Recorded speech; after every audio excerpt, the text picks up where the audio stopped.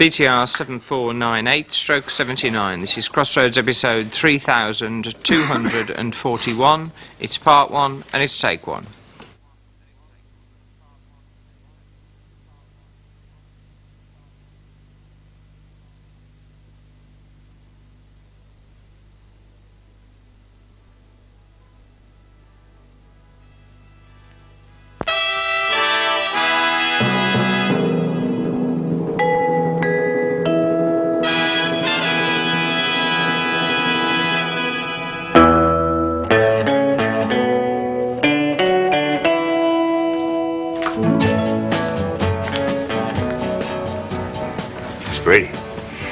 Evening. I'm glad you're here this evening. I wanted to talk to you. Good evening, David. I think perhaps I should apologize for last night. Shouldn't I? Why? Well, it was very awkward. Not really. You left early. I really was very tired. It was awkward because I wanted to be with you. I'm flattered. Yeah, being very impersonal, aren't you? Am I? I'm sorry. John was having difficulty in parking the car. I see. Well, he's here now. Good evening, David. Good evening. It was a pleasure meeting Rosemary last night. Attractive lady. I'll have the chance to meet her again. Oh. Evening. You feeling better? All I needed was a good night's sleep. I'm sorry about last night. I must have been very poor company. Oh, nonsense. As we missed out on that brandy last night, perhaps you and David would join us for a pre-dinner drink. Are you two dining here as well? Yes, they are, and I have a much better idea. Why don't you join us for a drink in the sitting room? It's more relaxing. Oh, thank you. Thank you. Is your father picking you up again tonight? Suppose so, as usual. Why? Oh, no reason. I just wondered. Oh, crikey, quick, let's get out of here. Witty when you try. I'm sorry. Hello. Excuse us. Of course. Thank you very much. Perhaps it would be an idea if we all had dinner together. Well, that would be nice. Oh, I'm sure that Miss Brady and Dr. Farnham have far more exciting plans, darling. Not really, have we, John? Oh, no. Fine. I'll get through the dining room. Table for 4.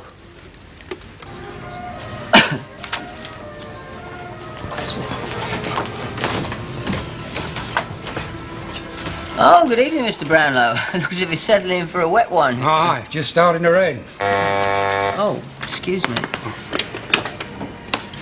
Hello. Oh, hello, David.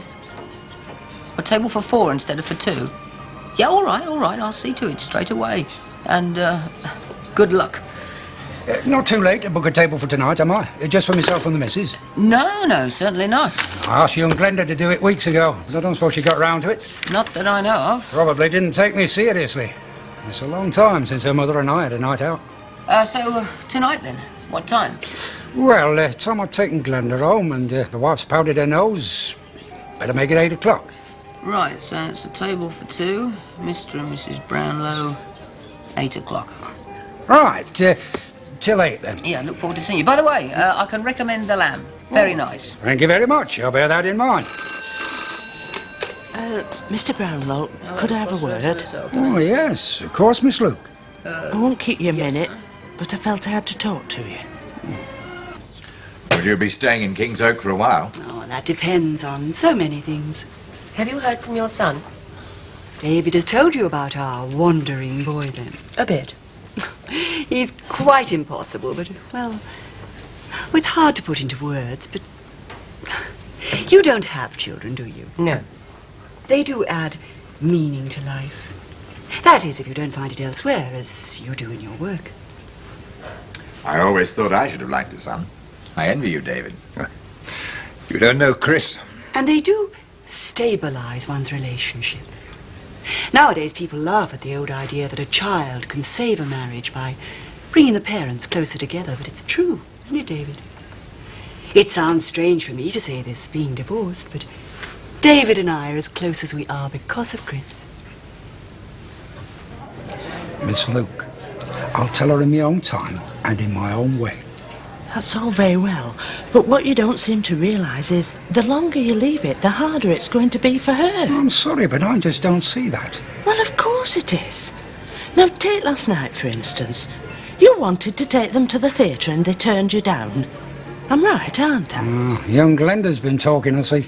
When your wife finds out what she's bound to find out in the end, she's going to look back on that and she'll never forgive herself. What you're saying is that if she'd known how ill I was, she'd have come to the theatre with me last night. They all would have. Well, of course they would. But that's just what I don't want, Miss Luke. You can't think that I want to be humoured out of pity. But that's the wrong way of looking at it. It's the only way of looking at it. I want us to have some fun this next 6 months. Be company for one another. Fat lot of chance there is of that if they're sitting around gawping at me, wondering how long it's going to be before I snuff it. Look, you don't have to tell the children, but your wife. I mean, it's not fair keeping it from her, is it? Be honest. Tell her what the doctor said. All right. But how and when? Well, tonight, after the children have gone to bed. We'll have to wait up a fair time for that. Ron often doesn't get in till after 2 in the morning. Anyway, I don't want to tell her tonight. I'm bringing her out for a meal, special treat. Oh, perfect opportunity. Just the two of you on your own. You have your dinner and then... Oh, yes, and tell her over a nice cup of coffee. Pass the mint chocolates, love. Oh, and by the way, I'll be handing in my cards in 6 months' time.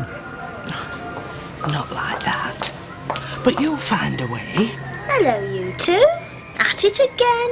Oh, hello, Glenda. Just having a word with your dad. So is he. Oh, we were just talking something over. Right, you ready then? Whenever you are. Come on then, let's get home. And thank you, Miss Luke. You'll bear in mind what I said. Right. I'll think it over.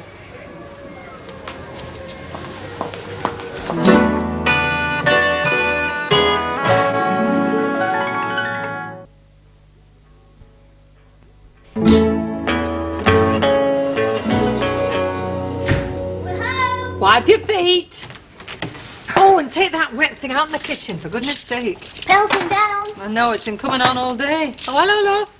You can leave that for a start. Hey? We're going out for supper. Oh, now, Arthur, don't come that again. You know very well it's Glenda's night out for a disco, and Ron hasn't even come Nothing in. to do with Glenda and Ron, it's you and me. I've booked a table at the motel, so come on, get that apron off and start getting ready. It's pouring with rain. Well, it doesn't make any difference, does it? We've got the car door to door. Is supper ready, Mum? I'm starving. Yeah, well, you can get your own supper for once, can't you? What?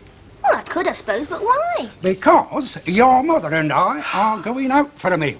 Oh, that's what you and Miss Luke were hatching up together. What? Oh, you should have seen them, heads together, whispering away like a couple of MI5 hatchet men. Yeah, she was doing something for me which I asked you to do months ago. Book a table. Oh, crikey, I forgot all about it. Yeah, well, I wish your father had fetching me out like this at a moment's notice. And a night like this and all. I mean, look at me hair for a start. If you'd given me fair warning, I could have had a set. It looks very nice, doesn't it, Glenda? I'll give it a comb out for you before you go. Yeah, well, come on, hurry up. The table's booked for 8 o'clock, not up as 2 in the morning. I've nothing to wear, you know. No, I never knew you when you did have. Well, it's not fair. There's always the phone you could at least have rung. What's all this about, Dad? You trying to change your image before old age sets in? Why not? Never too late, eh? Cutting it a bit fine.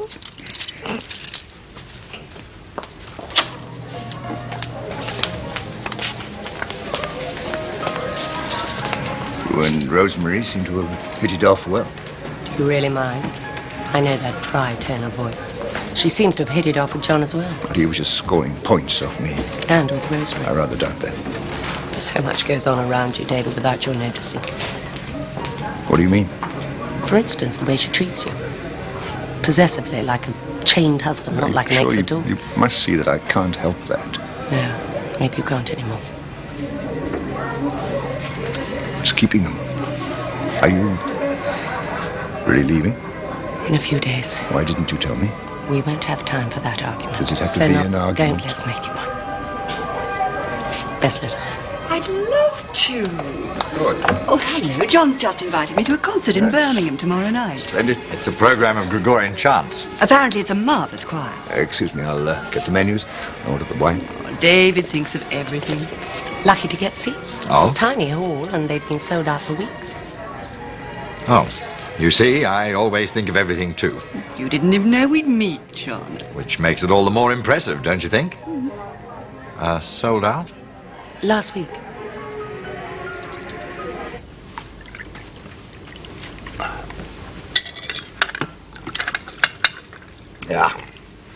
Gevry Chambertin. Very thoughtful. Well, how is it? Lovely. I uncorked it before you arrived. I noticed. You know, allow it to breathe. This is great. Nice quiet dinner at home. Was last night that tense? Played havoc with my digestion. You know, Barbara was smart to grab a chance and leave with Dr. Farnham when she did. You don't like Rosemary either. I didn't say that. Oh, I thought. No, yeah. You thought, I thought what you think. Perhaps. No, it was just the evening as a whole. David, Rosemary, Barbara. And yourself? Me, I'm just an innocent bystander. David's fond of Barbara, isn't he? Has he said that? I've known David a very long time. He doesn't have to say a great deal. Not to me. Some people think him rather cold.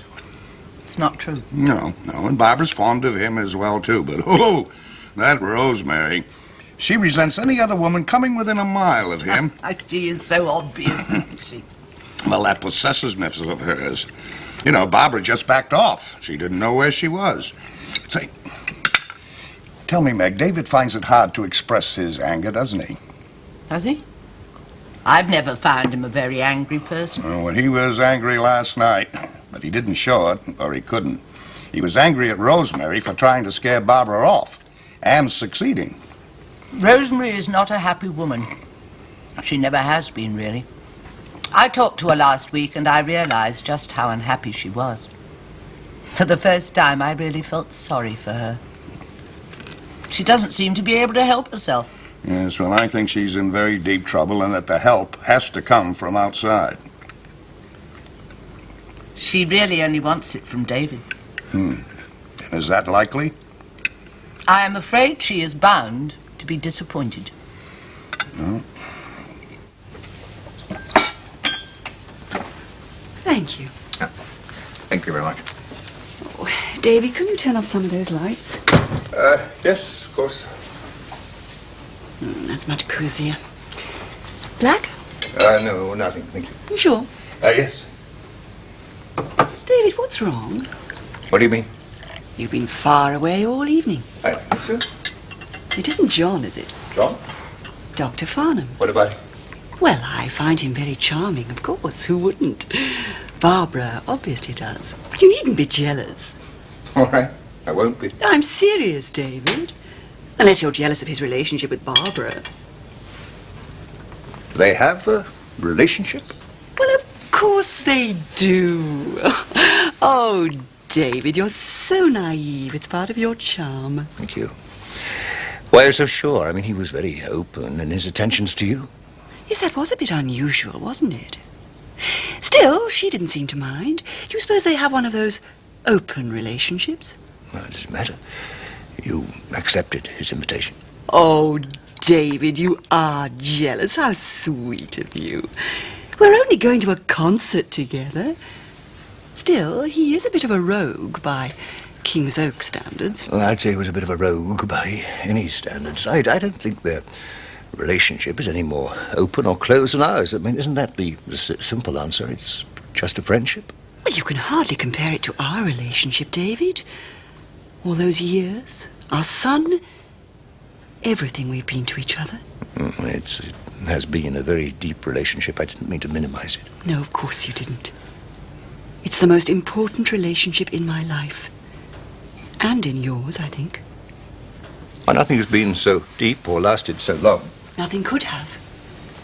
Nothing can. Oh, David, we were fools, weren't we? That is one explanation. We had so much invested in our marriage. Both time and love. When you talk about time, perhaps we were wrong to hang on for as long as we did. Perhaps if we'd let go earlier, it might have been easier to turn to other people. It's been a long time. I've never been able to give as much to anyone else. Well, you see? What I begin to see is that since our divorce, there hasn't been anything for me that has been both important and successful. Kelly was the wrong woman for you. That was obvious, wasn't it? I'll never know that, will I? In my own way, I've held back as much as you have. Well, surely that means that it wasn't our marriage that was the mistake. It was the divorce. No, I've held on to the past.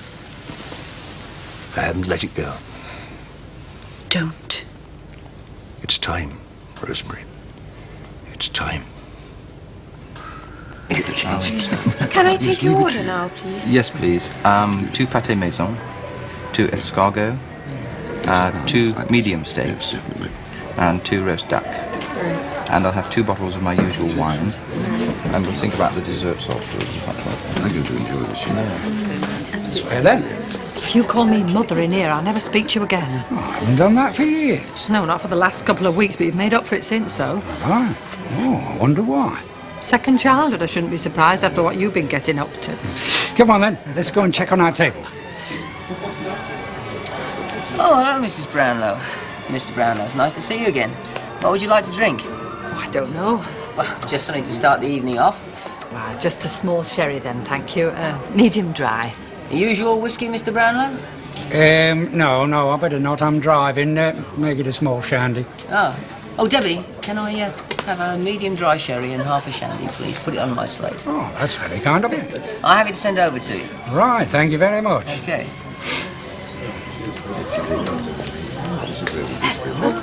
Managed to persuade her then? Aye, after a bit of a struggle. Well, he took me by surprise. Last thing I expected to be taken out to dinner. I mean, look at me. Very smart. Suits you, that colour. And your hair looks lovely. There you are. What did I tell you? Well, I'd like to run a comb through it all the same. Where's the ladies? Just over there by the lady in pink. You can't miss it. And don't you go ordering for me, mind, Arthur. I like to do my own choosing. All right, don't worry. I'll wait. Have you decided yet? I don't know. See how it goes. I don't want to spoil her evening. You keep putting it off. Yeah, well, I just don't see... It's none of my business to keep pushing you like this, but I feel it's for the best. Putting myself in her shoes. Why? You just tell me why it's better for her to know weeks before she's got to. Well, can't give a reason. It's just the way I feel. Any woman would want to know, so that she could look after you properly. Help you. Yes, well, I'd rather that things stayed the way they are. Oh, thank you, love. Oh, just put them there on that table. Mrs. Brownlow won't be a minute. Oh, can I offer you a drink while we're waiting? Oh, no, thank you. Not on duty. You haven't had the menu yet. Oh, I don't need to. Sandy recommended the lamb. That's good enough for me. Right. Kath can make up her own mind. OK. Anything for starters? Oh, I'll have some soup as it's a cold night. Very sensible. Well, go on. Take a sip of your shandy and stop looking so miserable. Otherwise you won't have to tell Mrs. Brownlow. She'll guess there's something wrong. Something wrong? What's this then? Arthur?